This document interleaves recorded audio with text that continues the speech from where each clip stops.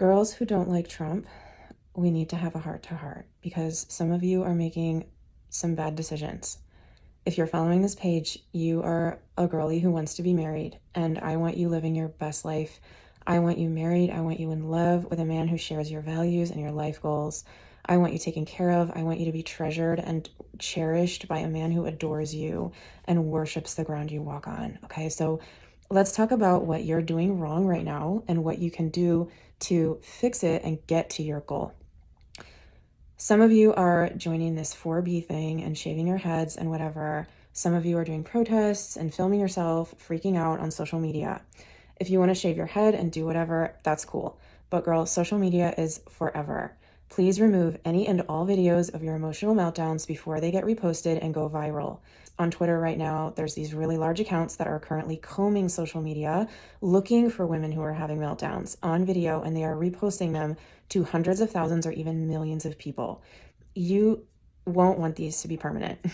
On the internet, when someone Googles your name or resurfaces in 5 years or 15 years, when your employers find them and ask you to explain your mental health and your mental stability and ask you whether you can be trusted to stay stable in stressful situations, okay? I know a lot of you girlies are very focused on your career. You want to be successful, and doing this will hurt your career, okay? So take those videos down and don't post any if you haven't yet. If you are feeling super stressed out, I would rather have you check yourself into a psych ward for a day or two to relax and disconnect. I know this sounds extreme and there is a social taboo against doing this, but it's completely private. No one knows you did it. Often these places have people who are a lot crazier than you, so you will feel like the sanest person in there. You can sit and color in a room, and usually they take your phone away or you have to check it at the front door, so you don't even have to look at social media for a few days. You can't. You completely disconnect in a way that you wouldn't do if you were like at a hotel, because you'd always be looking at your phone, right? If your health insurance covers a whole stay, I recommend calling them and finding out what they cover. And if they cover the whole thing, I highly recommend doing this. It is a great way to check yourself out of society for a few days and decompress. There are therapists in there, psychologists 24/7 that you can air all your anxieties and fears to.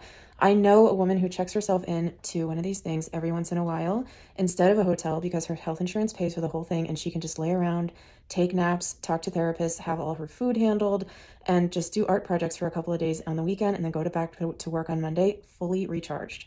Okay. So the next thing you're doing wrong, girl, I want to tell you the truth. Okay, I always tell you the truth. Some of you are talking about moving out of the country to Canada. This is a bad idea because living in Canada, you will constantly have to hear about Trump every single day because they are right next door. It will be Trump this and Trump that every day. You will never escape it. And listen, your guy, your husband does not live there. Stay with me. I'm going to tell you where he is. Okay, I'm always going to give you the game.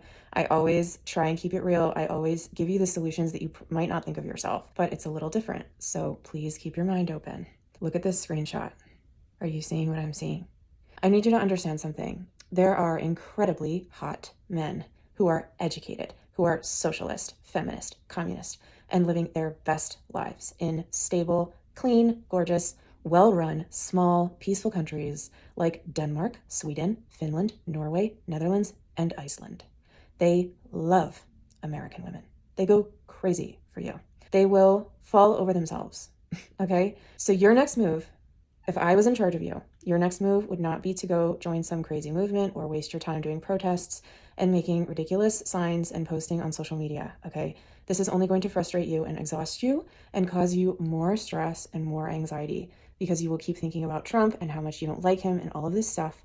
On top of that, let's look at the reality. Let's be real. The dating market in America does not work in your favor if you are a feminist. It's just not a fun time. These conservative guys are going to become louder and louder over the next few years, and you are going to become more and more annoyed by them.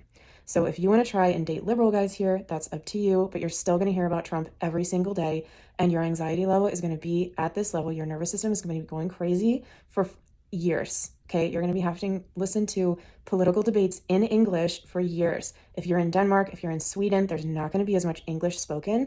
You're going to be a little bit more insulated from having to hear about it. You're going to hear Trump's name spoken in these countries, but you can tell your guy that you don't want to hear about it, you don't want to read about it, you don't want him telling you about it, and he can read about it in his own language, and he probably won't even mention it to you. You have a lot more ability to insulate your nervous system and keep yourself really in a good spot there. If you want to stay here and date liberal guys, feminist guys, that is totally up to you. But I want you married. I want you to be in a home, in a lifelong marriage with a man who shares your values, who shares your life goals, who you feel safe with emotionally, who you feel that is really on board with what you want to do in life and how you want to live your life and think about things, right?